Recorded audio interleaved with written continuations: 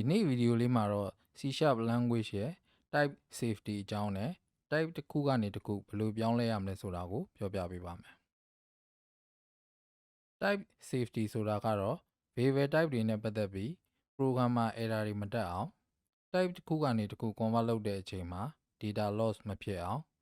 ပြောရရင်တော့ variable type တွေကြောင့်ဖြစ်လာနိုင်တဲ့ပြဿนาတွေ error တွေကိုရှင်းလင်းနိုင်အောင်ဆောင်ရွက်ပေးထားတဲ့ C# language ရဲ့ feature တစ်ခုလို့ပြောလို့ရပါတယ်။ type safety ဖြစ်ဖို့အတွက် C# မှာ static typing ဆိုတဲ့ system ကိုအသုံးပြုထားပါတယ်။သူ့ကြောင့် type error တွေကို program မ run ခင်ကတည်းက detect လုပ်နိုင်ပါတယ်။ဘယ်နေရာမှာ error တက်နိုင်တယ်လဲဆိုတာကိုသူကကြိုသိပြီးတော့လာပြပေးနိုင်ပါတယ်။နောက် type တစ်ခုကနေတစ်ခုပြောင်းတော့မယ်ဆိုရင် data loss ဖြစ်နိုင်သလား။ type operation တွေလုပ်တဲ့အချိန်မှာ data error ဖြစ်နိုင်လားဆိုတာတွေကိုစစ်ဆေးပြီးတော့လိုအပ်သလိုကန့်သက်တားမြစ်ပေးပါတယ်။ variable တွေနဲ့သူ့ရဲ့ type ကိုတင်းကျပ်စွာချိတ်ဆက်ထားတဲ့အတွက် strongly typed system လို့လည်းခေါ်ကြပါတယ်။သေးစိတ်ချက်လက်လေးတွေကိုလေ့လာကြည့်အောင်။ programming language တွေမှာအသုံးပြုတဲ့ typing system နှစ်ခုရှိပါတယ်။ static နဲ့ dynamic ပါ။ Java တို့ C# တို့က static typing system တွေဖြစ်ပါတယ်။ dynamic typing နဲ့မှာဥပမာပြရရင်တော့ JavaScript တို့ PHP တို့ရှိပါတယ်။အဓိကကျတဲ့ခြားနားချက်တွေကိုအောက်မှာဖော်ပြပေးထားပါတယ်။ static မှာဆိုရင် variable ကိုဘာ type ပါလို့အရင်ဆုံးကြေညာရပါမယ်။ပြီးမှသုံးလို့ရပါတယ်။ဥပမာ integer type လို့ကြေညာထားလိုက်ပြီးရင်သူ့ထဲကို integer value ပဲထည့်လို့ရပါတယ်။တခြား value တွေဥပမာဒီမှာဆိုရင် string ထည့်လိုက်ပါတယ်။ဒါဆိုရင် error တက်ပါလိမ့်မယ်။ type ကပြောင်းလို့မရတော့ပဲ static ဖြစ်နေတာဖြစ်ပါတယ်။နောက်တစ်ခုက static မှာ type checking process ကို program မ run ခင် compile လုပ်တဲ့အချိန်မှာကတည်းကဆောင်ရွက်ပါတယ်။ဒါကြောင့်မို့လို့ error တွေကို compile လုပ်တာနဲ့တခါတည်းသိရပါတယ်။မ run ခင်စောစောသိရတဲ့အတွက် runtime error တွေ logic error တွေမတက်အောင်ကာကွယ်ပေးနိုင်ပါတယ်။ dynamic မှာတော့ variable တွေကိုကြေညာစရာမလိုပါဘူး။တန်းပြီးတော့အသုံးပြုလို့ရပါတယ်။သူ့ရဲ့အလုပ်လုပ်ပုံကိုဥပမာမှာကြည့်ပါ။ A ဆိုတဲ့ variable ထဲကို integer value ထည့်လိုက်ရင်အဲ့ဒီ variable ကို integer type လို့သတ်မှတ်လိုက်ပါတယ်။တခါအောက်ဘက်မှာ string value တစ်ခု assign လုပ်လိုက်ရင်လည်းလက်ခံပါတယ်။ဒီ variable ရဲ့ type ကို string လို့ပြောင်းပေးလိုက်ပါတယ်။ဒါကြောင့်မို့လို့ dynamic typing လို့ခေါ်တာဖြစ်ပါတယ်။ရမယ်ထင်ပါတယ်။ runtime ရောက်မှ type checking လုပ်တာဖြစ်တဲ့အတွက် type error logic error တွေ runtime မှာပေါ်နိုင်တဲ့ chance ရှိလာပါတယ်။နားလည်သွားအောင်ဥပမာလေးနဲ့ကြည့်အောင်။ static ရဲ့ example မှာဆိုရင် variable တစ်ခုကြေညာတယ်။10 assign လုပ်တယ်။ပြီးရင် number ထဲကို number plus 5ဆိုပြီးတော့ assign လုပ်မယ်။ပြီးရင် output ထုတ်ပြတယ်။အဲ့ဒီမှာ number ဆိုတာကိုစလုံးပေါင်းမှားသွားတယ်။ static မှာ variable တွေကကြေညာပြီးမှသုံးလို့ရတဲ့အတွက် number ဆိုတာကို compiler က error လာပြပါလိမ့်မယ်။ number ဆိုတဲ့ variable ကိုမကြေညာဘဲသုံးထားတယ်ဆိုတဲ့ error မျိုးပါ။မ run ခင် compile လုပ်လိုက်တာနဲ့ error ကိုသိသွားပါတယ်။ dynamic မှာတော့အဲ့လိုမဟုတ်ပါဘူး။ variable ကိုကြေညာစရာမလိုတဲ့အတွက် number ဆိုတဲ့ variable ထဲကို 10 assign လုပ်လိုက်မယ်။ဒီနေရာမှာမှားနေပေမဲ့ error လာပြမှာမဟုတ်ပါဘူး။နောက်ထပ် variable အသစ်တစ်ခုအနေနဲ့မှတ်ယူပြီး number ဆိုတဲ့ variable ထဲကို number plus 5 15ဆိုတာကို assign လုပ်လိုက်ပါလိမ့်မယ်။အဲ့ဒါဆိုရင် number က10ဖြစ်ပြီးတော့ number ဆိုတဲ့ variable အသစ်က15ဖြစ်နေပါလိမ့်မယ်။အောက်မှာ number ကို output လုပ်ကြည့်တဲ့အချိန်ကျတော့အဖြေက10ဆိုပြီးမှားနေပါလိမ့်မယ်။ error လည်းတက်မလာဘဲနဲ့အဖြေအမှားထွက်နေမှာဖြစ်ပါတယ်။အခု example မှာတော့ line of code နည်းနည်းလေးရှိတဲ့အတွက် error ကိုလွယ်လွယ်လေးရှာတွေ့နိုင်ပါတယ်။ဒါပေမဲ့ code တွေ line ပေါင်းရာထောင်ချီနေတဲ့အနေအထားမှာဒီလို typing error ဖြစ်ခဲ့ရင်အတော်ဒုက္ခရောက်တတ်ပါတယ်။ C# မှာကတော့ static typing သုံးတဲ့အတွက်အခုဥပမာမှာပြထားတဲ့ error မျိုးကိုရှောင်လွှဲနိုင်မှာဖြစ်ပါတယ်။ဒီဗီဒီယိုက static typing နဲ့ dynamic typing ဘယ်ဟာပိုကောင်းသလဲဆိုတာကိုပြောချင်တာမဟုတ်ပါဘူး။အားနည်းချက်အားသာချက်တွေကိုစီရှိပါတယ်။နှစ်မျိုးစလုံးရဲ့သဘောတရားနဲ့ခြားနားချက်တွေကိုပဲပြောပြပေးတာဖြစ်ပါတယ်။ C# မှာ conversion နဲ့ပတ်သက်ပြီးဘယ်လိုသတ်မှတ်ချက်တွေရှိလဲဆိုတာကိုလေ့လာကြည့်အောင်။ variable type တစ်ခုကနေနောက်တစ်ခုကိုပြောင်းလဲတဲ့နေရာမှာနှစ်မျိုးခွဲခြားလို့ရပါတယ်။ narrowing နဲ့ widening မှာတရားကိုလေ့လာကြည့်အောင် type တွေနဲ့ memory ပေါ်မှာသူတို့နေရာယူမဲ့ size တွေကိုဖော်ပြထားပါတယ် short ဆိုရင် memory ပေါ်မှာ2 byte နေရာယူမှာဖြစ်ပါတယ် integer ဆိုရင်တော့4 byte အစရှိသဖြင့်ပေါ့ short variable 2 byte ကနေပြီးတော့ integer variable 4 byte ကိုပြောင်းရင်ပိုကျယ်တဲ့ space ကိုရမှာဖြစ်တဲ့အတွက်အဲ့ဒါကို widening လို့ခေါ်ပါတယ်တကယ်လို့8 byte ရှိတဲ့ long variable တစ်ခုကို4 byte ရှိတဲ့ integer ပြောင်းရင်ပိုပြီးကျဉ်းမြောင်းတဲ့ space ကိုဦးတည်တာဖြစ်လို့ narrowing လို့ခေါ်ပါတယ်ဒါဆိုစဉ်းစားကြည့်ရအောင် narrowing နဲ့ widening မှာဘယ်အမျိုးအစားက data loss ဖြစ်နိုင်မလဲ widening က space ကြီးတဲ့အထဲကိုသေးတာထဲတာဖြစ်တဲ့အတွက် data loss မဖြစ်စေပါဘူး byte ကနေပြီးတော့ short byte ကနေ integer byte ကနေ long ကြိုက်တဲ့ type ကို data loss မဖြစ်စေပဲပြောင်းလို့ရပါတယ်မျှပြထားတဲ့အတိုင်းပဲအပေါ်က type တစ်ခုခုကိုသူ့အောက်မှာရှိတဲ့ပိုကြီးတဲ့ type တွေစီဓာတ်ရိုက် assign လုပ်ပြီးပြောင်းလို့ရပါတယ်အဲ့ဒါကို implicit conversion လို့ခေါ်ပါတယ်ဒီဘက်မှာပြထားတဲ့ narrowing conversion မှာတော့ data loss ဖြစ်နိုင်တဲ့ chance တွေ error တက်နိုင်တဲ့ chance တွေရှိပါတယ်ဒါကြောင့်မို့လို့ C# မှာဒီလို conversion မျိုးကိုတားမြစ်ထားပါတယ်ဒါပေမဲ့လိုအပ်ချက်အရ narrowing ကိုလုပ်ရမယ့်အနေအထားတချို့ရှိတတ်ပါတယ်အဲ့ဒီအတွက် C# မှာ conversion function တွေပေးထားသလို casting technique ကိုအသုံးပြုပြီးတော့လည်းပြောင်းခိုင်းလို့ရပါတယ်သဘောကတော့ C# မှာ data loss ဖြစ်နိုင်တဲ့ error တက်နိုင်တယ်ဆိုရင် auto ပေးမပြောင်းပါဘူးမဖြစ်မနေပြောင်းရင်လည်းပြောင်းပါ data loss အတွက် error တက်နိုင်တဲ့အခြေအနေတွေအတွက်တော့ language ကတာဝန်မယူဘူးဆိုတဲ့သဘောဖြစ်ပါတယ်ဒီလို conversion မျိုးကိုတော့ explicit conversion လို့ခေါ်ပါတယ်ဥပမာလေးကြည့်အောင် byte variable တစ်ခု integer variable တစ်ခုကြီးညာထားပါတယ် integer variable ထဲကို byte variable ထည့်လိုက်မယ်ဆိုလို့ရှိရင် widening ဖြစ်တဲ့အတွက် error မပြပါဘူးဒီဘက်မှာပြထားသလို byte variable ထဲကို integer variable ထည့်ရင်တော့ error လာပြပါလိမ့်မယ်ဒါကိုအတင်း casting လုပ်ပြီးထည့်ရင်လည်း data loss ဖြစ်ပါလိမ့်မယ်ဘာကြောင့်လဲဆိုတော့ byte variable ဟာ255အထိပဲဝင်ဆန့်ပါတယ်အဲ့ဒါကို value 300ရှိတဲ့ integer value assign လုပ်လိုက်ရင်တော့ overflow ဖြစ်သွားပါလိမ့်မယ် type safety နဲ့ပတ်သက်ပြီးတော့ theory ဘိုင်းကိုတော့ရမယ်ထင်ပါတယ် Visual Studio IDE မှာရော type error တွေနဲ့ပတ်သက်ပြီးရှောင်လွှဲနိုင်အောင်ဘယ်လို feature မျိုးတွေပေးထားမလဲ casting conversion function တွေဘယ်လိုသုံးရမလဲဆိုတာကိုဆက်ပြီးတော့လေ့လာကြည့်အောင် variable လုံးကြီးညာကြည့်အောင်ဒီလိုကြီးညာလိုက်တာနဲ့အောက်ဘက်မှာအစိမ်းရောင်လိုင်းလေးလာပြနေပါတယ်အစိမ်းရောင်လိုင်းလေးကို warning လို့ခေါ်ပါတယ်သူပြထားတာကတော့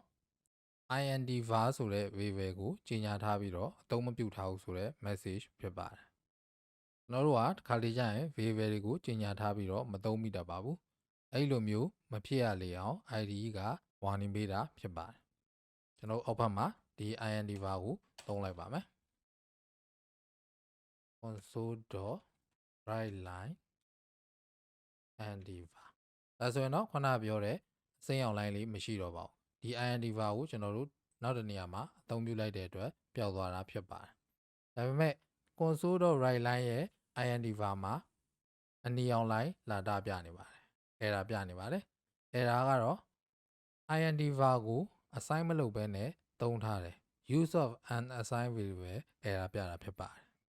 ကျွန်တော်တို့က variable တွေကိုအသုံးပြုတော့မယ်ဆိုလို့ရှိရင်ပထမဦးဆုံးတစ်ချိန် assign လုပ်ပေးဖို့လိုပါတယ် assign မလုပ်ထားဘူးဆိုလို့ရှိရင်သူ့မှာဝင်ကျင်တဲ့ကဏ္ဍတစ်ခုဝင်နေမှာဖြစ်ပါတယ်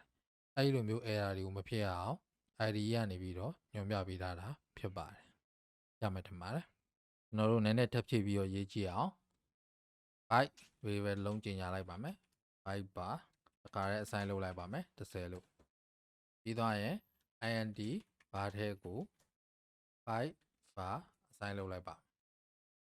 ဒါဆိုရင်တော့ခုန int var မှာပြနေတဲ့ error လည်းမရှိတော့ပါဘူးဘာကြောင့်လဲဆိုတော့ int var ကိုဒီမှာ assign လုပ်လိုက်တဲ့အတွက်ပါနောက်တစ်ခုက byte variable တစ်လုံးကို integer variable ထဲကို assign လုပ်ထားပါတယ်ဒါဟာကျွန်တော်တို့ရှေ့မှာလေ့လာခဲ့တဲ့ widening ဖြစ်ပါတယ်အဲဒါကြောင့်မို့လို့ဘာ error မှမပြပါဘူးကဲလို့ကျွန်တော်တို့ကဒီနေရာမှာ byte variable ထဲကို integer variable တစ်ခု assign လုပ်လိုက်မယ်ဆိုလို့ရှိရင်เนาะဒီမှာ error လာပြနေပါတယ်သူက implicit conversion လုပ်လို့မရဘူးဆိုပြီးပြတာဖြစ်ပါတယ်တကယ်လို့ဒါကို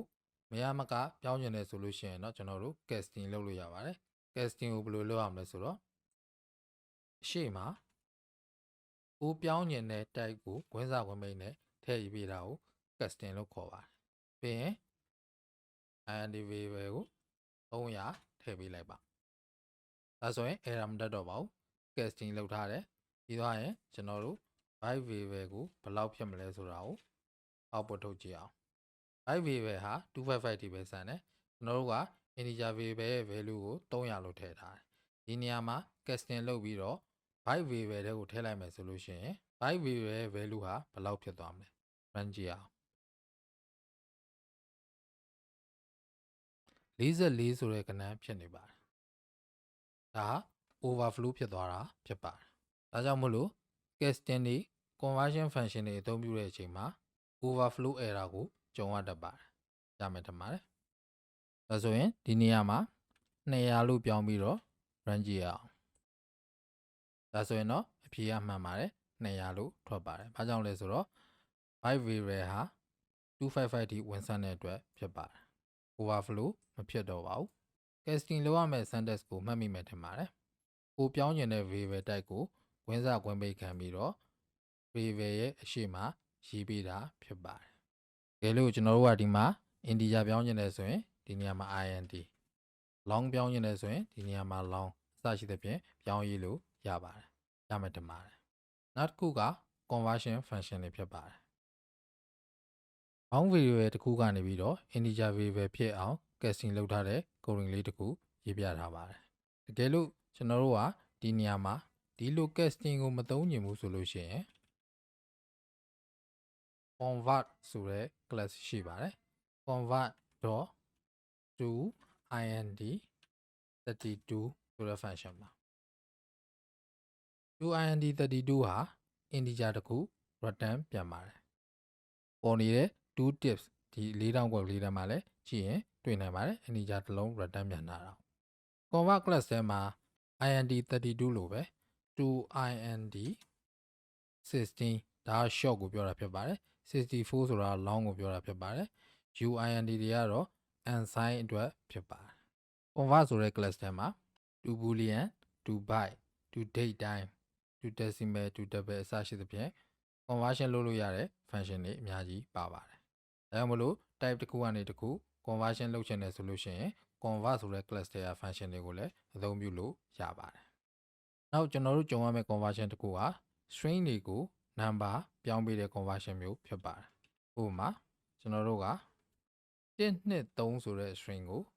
123ဆိုတဲ့ integer value ဖြစ်ပြောင်းကျင်တယ်ဆိုပါစို့ဒါဆိုလို့ရှိရင်ခုနကပြောပြထားတဲ့ convert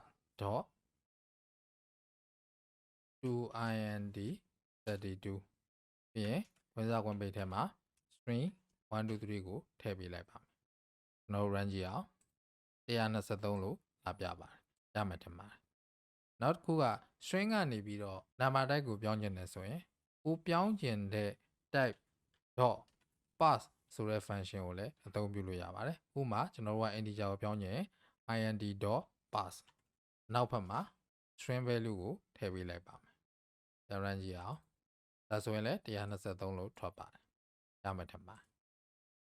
ကျွန်တော်တို့ကဏ္ဍနှလုံးပေါင်းတဲ့ program လေးတစ်ခုရေးကြည့်အောင် input လုပ်မဲ့ကဏ္ဍနှလုံးအတွက် variable နှလုံးကြေညာလိုက်ပါမယ် integer num1 နဲ့ num2 ပါပြီးသွားရင်သူတို့နှစ်ခု input လုပ်မယ်အတိုင်ကမှာ console.writeline ပြီးသွားရင် under first number ပြီးရင် console.writeline ဆိုတာက output လုပ်တာပါ console.readline ဆိုတာ input လုပ်တဲ့ function ဖြစ်ပါတယ် C++ မှာဆိုလို့ရှိရင်တော့ writeline ဆိုတာ C အောက်ပါ readline ဆိုတာ CN လို့ပြောလို့ရပါတယ်ပြီးရင် num1 ထဲကို console.readline က input လုပ်လိုက်မဲ့ကဏ္ဍကို assign လုပ်လိုက်ပါတယ်ဒီမှာ error လာပြနေပါ console.readline ဟာ string value တစ်ခု return ပြန်ပါတယ်အဲ့ဒါကိုကျွန်တော်တို့က integer type ဖြစ်တဲ့ num1 နဲ့ကို assign လုပ်ထားတဲ့အတွက် error ပေါ်နေတာဖြစ်ပါတယ်ဒါဆိုရင်ကျွန်တော်တို့ခုနကပြောခဲ့တဲ့ conversion function တွေသုံးပြီးတော့ပြောင်းပေးလိုက်ပါမယ် integer.parse console.readline လို့ပြောင်းပေးလိုက်ပါဒါမှထင်ပါတယ်ဒီအတိုင်းပဲ num2 ကိုလည်း import လုပ်လိုက်ပါမယ်အောက်လက်ကိုမှတ်ဖို့အတွက် addition ဆိုတဲ့ variable တစ်ခုချိန်ညာလိုက်မယ်ပြီးသွားရင် addition variable ထဲကို num1 plus num2 ထည့်လိုက်မယ်ပြီးသွားရင် console.writeline addition ဆိုပြီးတော့ output ထုတ်ပြလိုက်မယ် run ကြည့်အောင်